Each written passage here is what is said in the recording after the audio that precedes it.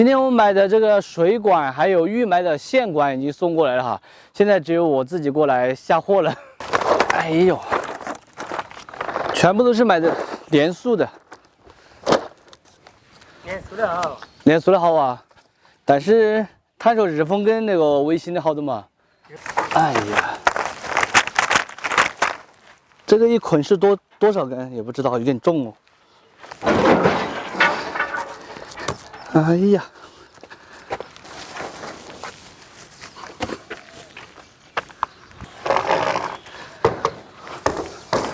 哦，这个小管子都这么重呢。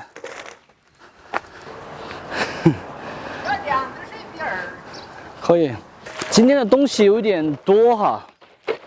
这里的话一共是3000块钱的，来检查一下看对不对。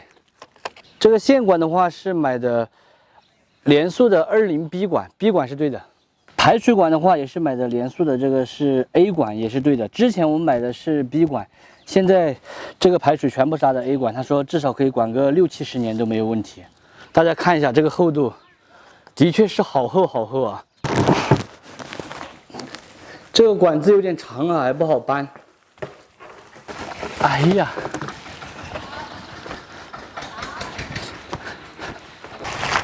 刚开始我搬了2把这个，居然抱不动。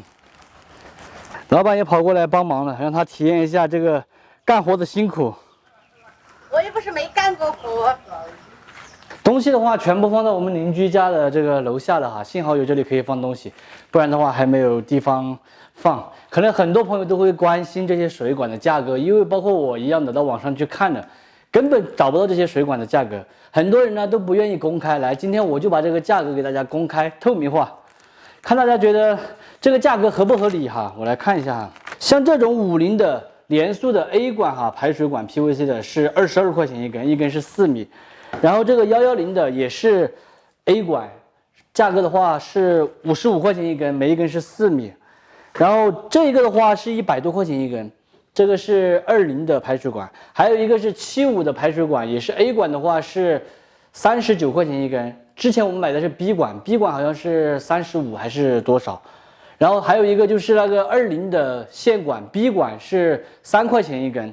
基本上大致用的这些东西就是好，然后我看了一下这些配件也全部都是联塑的，反正就是平均就是几块钱一个吧。给大家看一下这个单子。想要了解具体价格的朋友，可以按一下暂停，详细的看一下这个配件的价格。之前有很多朋友给我们建议哈，这个水管这些全部用日丰或者是伟星的，然后给水管的话，厂家会上门来打压，排水管这些都比较好。